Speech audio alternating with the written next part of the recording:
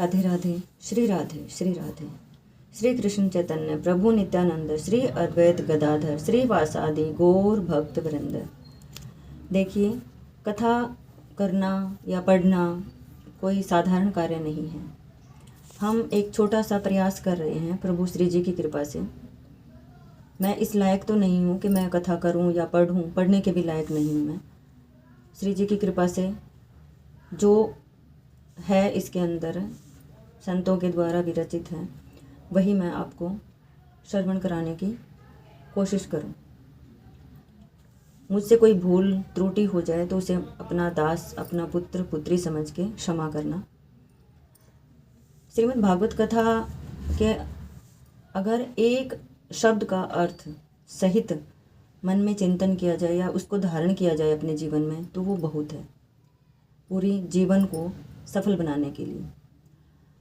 किंतु श्रीमद् भागवत कथा के एक श्लोक या फिर एक शब्द का अर्थ समझ पाएँ या कह पाएँ या सुन पाएँ, इतनी हमारी सामर्थ्य नहीं है, या यूँ कहें कि हमारे पास इतनी बुद्धि नहीं है, विवेक नहीं है। ये श्री जी की कृपा है। जितना सुना जाए, पढ़ा जाए, वो मैं आपको श्रवण कराने की कोशिश करूँ। श्री राधे राधे राधे राधे। आज हम दूसरा अध्याय करेंगे। भक्ति महारानी का दुख दूर करने के लिए श्री देवऋषि नारद जी का उद्योग यानी कि प्रयत्न, कि भक्ति महारानी के दुख को दूर करने के लिए देवऋषि नारद जी क्या प्रयत्न करते हैं। श्री नारद जी ने कहा, बाले, तुम व्यर्थ ही अपने को क्यों खेद में डाल रही हो? अरे तुम इतनी चिंता आतुर क्यों हो? भगवान श्री कृष्ण के चरण कमलों का चिंतन करो। देवऋषि नारद जी कहते हैं भक्ति महारानी को कि आप अपने पुत्रों की चिंता छोड़ दीजिए, दुखी मत होइए। आप श्री कृष्ण भगवान जी के चरण कमलों में उनका चिंतन कीजिएगा और उनकी कृपा से आपका सारा दुख दूर हो जाएगा। कथा करते हुए या पढ़ते हुए एक थोड़ी सी प्रार्थना है, जो भी इस कथा को सुन रहे हैं, आप सुने नहीं, आप आंख बंद करके ये कल्पना करें कि आप उसी समय में हैं, यानी उसी स्थिति में हैं जो कथा के अंदर वर्णित है। जैसे हम देवऋषि नारद का और भक्ति महारानी जी का प्रसंग पढ़ रहे हैं, तो आप ऐसी कल्पना अपने मन में कीजिए, भाव कीजिए कि हम देवऋषि नारद और भक्ति महारानी के इस प्रसंग के पास में हैं, यानी हम उनके ही पास में हैं और हम हमारे साथ में वो चीज़ें साक्षात हो रही हैं। जैसे लाइव, जैसे टीवी पर हम कोई क्रिकेट का मैच देखते हैं, वो कहीं दूर होता है, किंतु जब हम उसे देखते हैं तो ऐसा लगता है कि हम स्टेडियम में ही बैठे हैं, उतना ही आनंद हमें महसूस होता है। तो उसी प्रकार जैसे लाइव चलता है प्रोग्राम टीवी पर, उसी प्रकार हमें ये भाव मन में लाना है कि हम देवऋषि नारद जी के पास में और भक्ति महारानी जी के पास में ही हैं। देवऋषि नारद जो भक्ति महारानी को ज्ञान दे रहे हैं, वो हम साक्षात उनका श्रवण कर रहे हैं। ऐसी हमें कल्पना करनी है। तो देवऋषि नारद जी भक्ति महारानी को कहते हैं कि आप श्री कृष्ण जी के चरण कमलों का चिंतन करो, उनकी कृपा से आपका सारा दुख दूर हो जाएगा।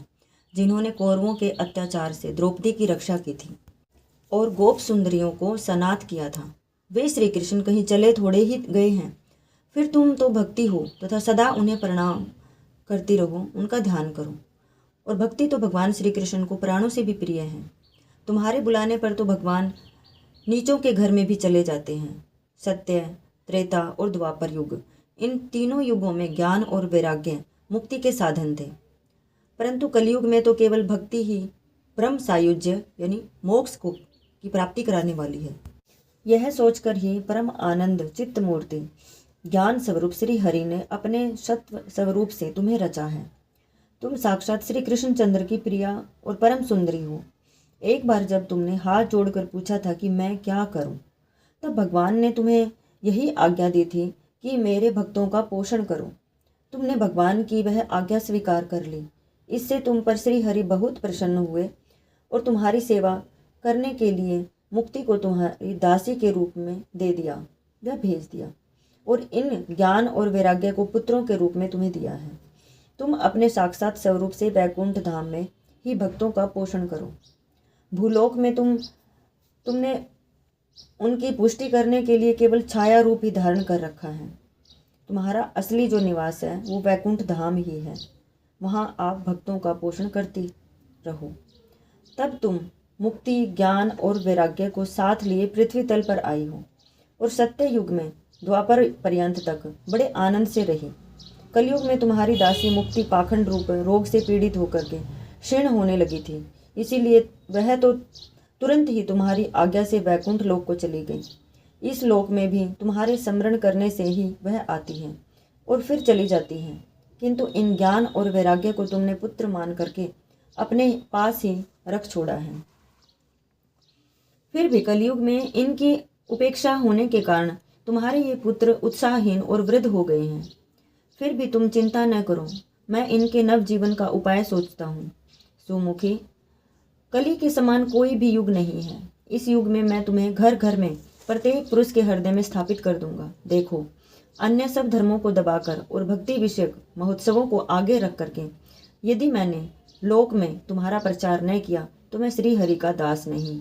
इस कलयुग में जो जीव तुमसे युक्त होंगे वे पापी होने पर भी बेखटके भगवान श्री कृष्ण के अभय धाम को प्राप्त होंगे। जिनके हृदय में निरंतर प्रेम रूपिणी भक्ति निवास करती है वे शुद्ध अंतःकरण पुरुष स्वप्न में भी यमराज के दर्शन नहीं कर सकेंगे। जिनके हृदय में भक्ति महारानी का निवास है उन्हें प्रेत, पिशाच, राक्षस या दैत्य आदि स्पर्श करने में भी समर्थ नहीं हो सकते। देवर्षि नारद जी का यहाँ पर तात्पर्य है कि उन्हें यमराज के दर्शन नहीं होंगे, मतलब उनके अंत समय में उन्हें यमपुरी नहीं जाना पड़ेगा। दूसरा, प्रेत, पिशाच, राक्षस, दैत्य आदि उनका स्पर्श नहीं कर पाएंगे, वो उनकी छाया से भी दूर भागेंगे। जो भगवान की भक्ति में लीन होंगे, जो भगवान के दास हैं, जो भक्त हैं।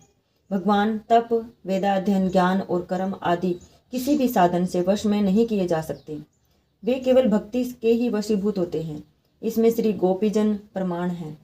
गोपीजन न तो पढ़े हुए थे, न ही कोई उन्हें वेद शास्त्र आते थे, ना ही कभी स्कूल गए थे, विद्याध्ययन किया था, ना ही कोई भक्ति करते थे या जोत या कुछ तीर्थ, कुछ भी नहीं। उनमें क्या था, सिर्फ वो अपने प्रभु से प्रेम करते थे, श्री कृष्ण भगवान जी से वो भक्ति, उनकी वही भक्ति थी, उनसे प्रेम। मनुष्यों का सहस्त्र जन्मों में पुण्य उदय होता है और उस पुण्य के प्रताप से भक्ति में अनुराग होता है। कलयुग में केवल भक्ति ही सार है। देवर्षि नारद जी ने कलयुग में यह बात जोर देकर कहा है कि केवल भक्ति ही सार है। भक्ति से तो साक्षात श्री कृष्णचंद्र सामने उपस्थित हो जाते हैं। जो लोग भक्ति से द्रोह करते हैं वे तीनों लोकों में दुख ही दुख पाते हैं। पूर्व काल में भक्त का तिरस्कार करने वाले दुर्वासा ऋषि को बड़ा कष्ट उठाना पड़ा था। आप सबको महर्षि दुर्वासा जी थे, जो उनकी कथा प्रसंग से अवगत ही होंगे आप कि उन्हें कितना बड़ा कष्ट उठाना पड़ा था। उन्होंने राजा अम्बरीश की जो परीक्षा ली उसके कारण बस व्रत, तीर्थ, योग, यज्ञ और ज्ञान चर्चा आदि बहुत से साधनों की कोई आवश्यकता नहीं है। कलयुग में व्रत, तीर्थ, योग, यज्ञ और ज्ञान चर्चा यानी कि इतने सारे साधनों की कोई आवश्यकता ही नहीं है। एकमात्र भक्ति ही मुक्ति देने वाली है।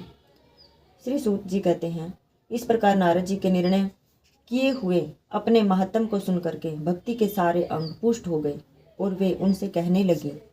भक्ति ने कहा, नारद जी आप धन्य हैं, आपकी मुझ में निश्चल प्रीति है।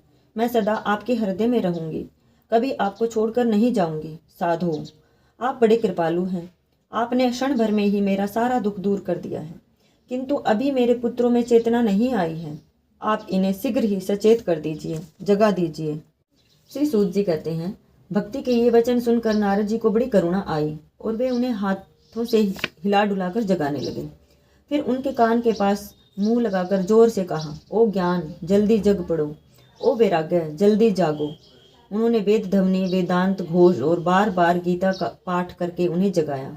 इससे वे जैसे तैसे बहुत जोर लगाकर उठे, किंतु आलस्य के कारण वे दोनों जम्भाई लेते रहे, नेत्र उघाड़ कर देख भी नहीं सके। उनके बाल बगुलों की तरह सफेद हो गए थे, उनके अंग प्राय सूखे काठ के समान निस्तेज और कठोर हो गए थे। इस प्रकार भूख प्यास के मारे अत्यंत दुर्बल होने के कारण उन्हें फिर सोते देख नारद जी को बड़ी चिंता हुई और वे सोचने लगे, अब मुझे क्या करना चाहिए। इनकी यह नींद और इससे भी बढ़कर इनकी वृद्धावस्था कैसे दूर हो। सोनक जी इस प्रकार चिंता करते करते वे भगवान का स्मरण करने लगे। उसी समय यह आकाशवाणी हुई कि मुने खेद मत करो, तुम्हारा यह उद्योग यानी प्रयत्न निसंदेह सफल होगा। देवऋषि, इसके लिए तुम एक सत्कर्म करो, वह कर्म तुम्हें संत शिरोमणि महानुभाव बताएंगे। उस सत्कर्म का अनुष्ठान करते ही क्षण भर में उनकी नींद और वृद्धावस्था चली जाएगी और सर्वत्र भक्ति का प्रसार होगा। यह आकाशवाणी वहां सभी को साफ साफ सुनाई दी। इससे नारद जी को बड़ा विस्मय हुआ और वे कहने लगे, मुझे तो इसका कुछ भी आश्चर्य समझ में नहीं आया। नारद जी बोले, इस आकाशवाणी ने भी गुप्त रूप में ही बात बताई है।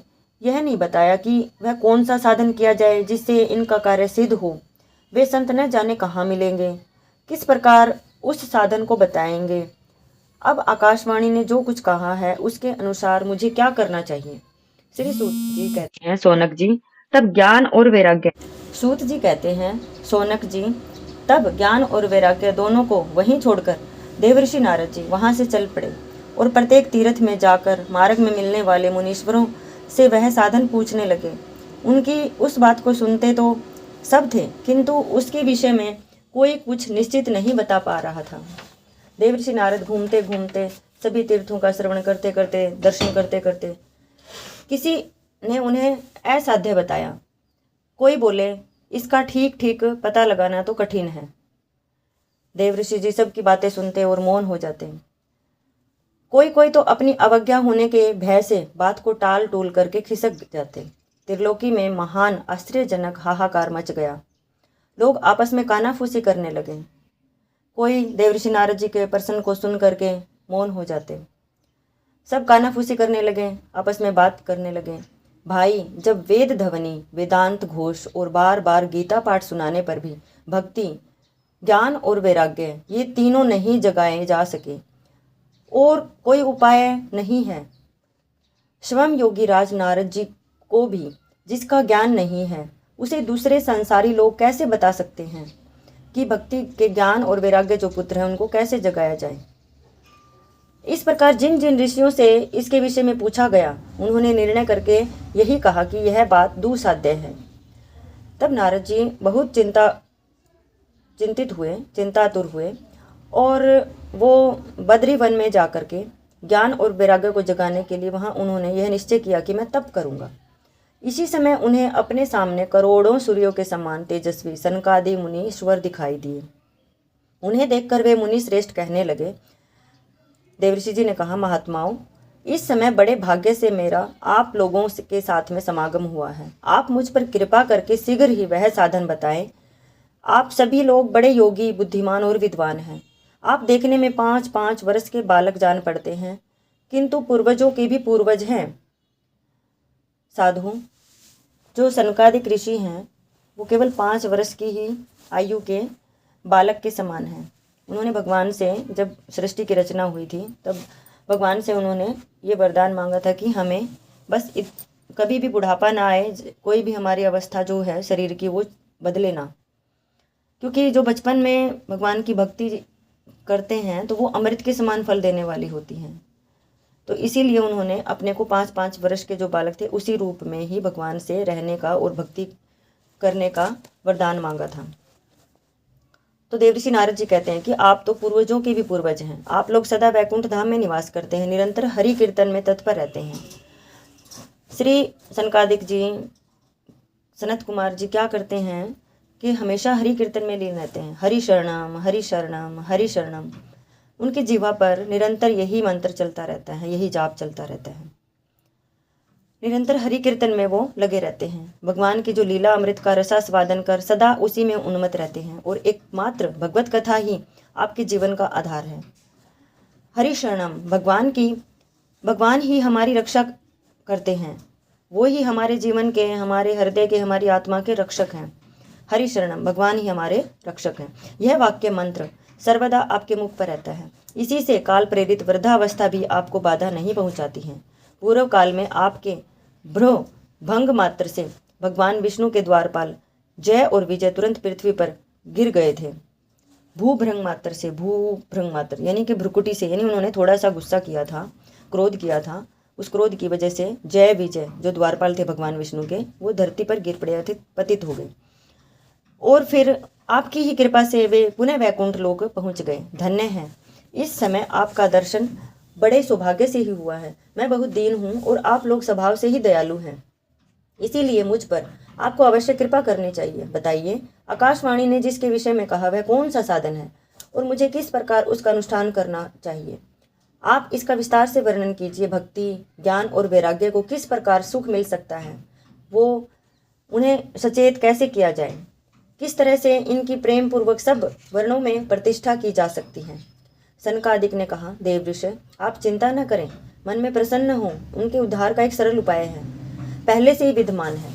नारद जी, आप धन्य हैं, आप विरक्तों के शिरोमणि हैं, श्री कृष्णदासों के शाश्वत पथ प्रदर्शक एवं भक्ति योग के भास्कर हैं। आप भक्ति के लिए उद्योग कर रहे हैं, यह आपके लिए कोई आश्चर्य की बात नहीं समझनी चाहिए।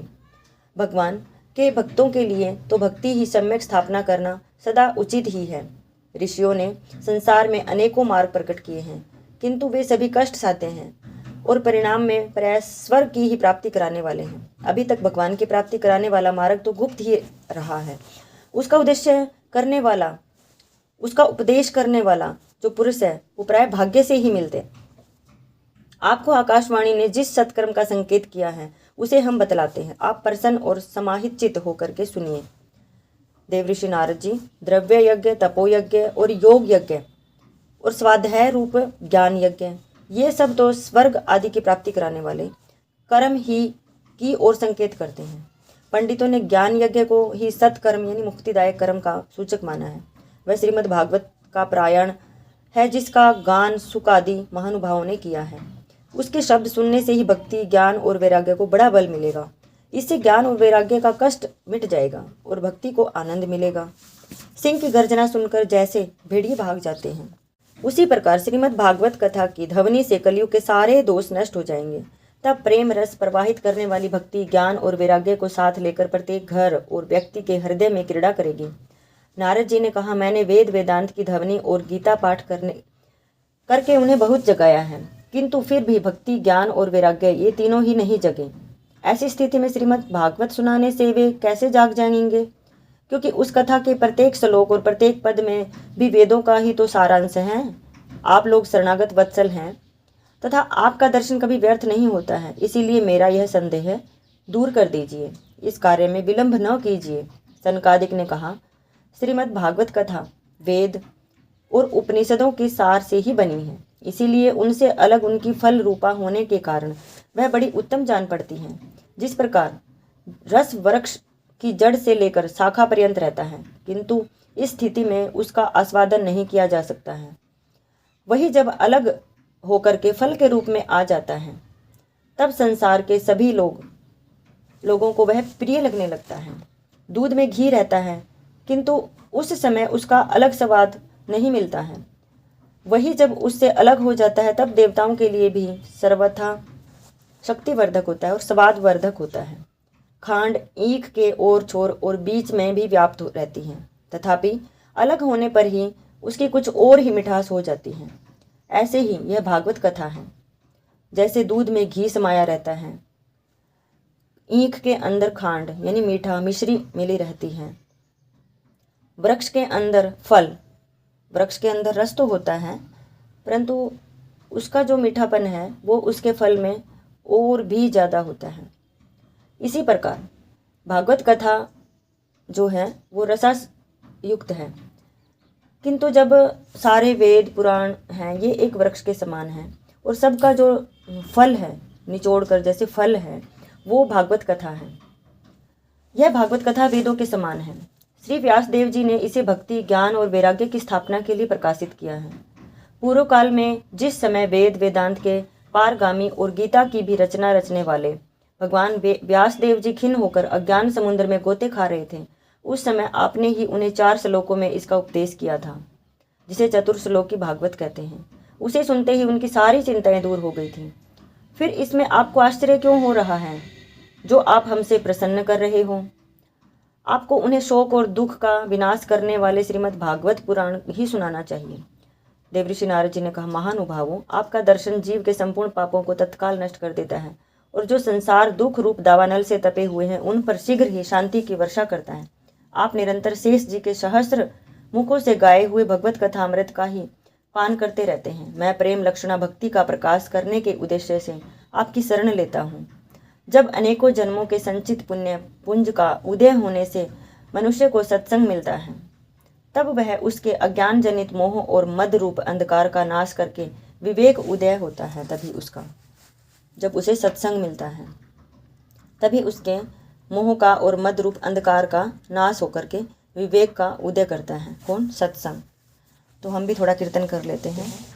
गोविंद जय जय गोपाल जय जय गोविंद जय जय गोपाल जय जय राधा रमण हरि गोविंद जय जय राधा रमण हरि गोविंद जय जय गोविंद जय जय गोपाल जय जय गोविंद जय जय गोपाल जय जय राधा रमण हरि गोविंद जय जय राधा रमण हरि गोविंद जय जय राम जी की जय जय लक्ष्मण जी की जय जय राम जी की जय जय लक्ष्मण जी की जय जय दशरथ नंदन चारों भैया की जय जय गोविंद जय जय गोपाल जय जय गोविंद जय जय गोपाल जय जय राधा रमण हरि गोविंद जय जय राधा रमण हरि गोविंद जय जय गोविंद जय जय गोपाल जय जय गोविंद जय जय गोपाल जय जय राधा रमण हरि गोविंद जय जय राधा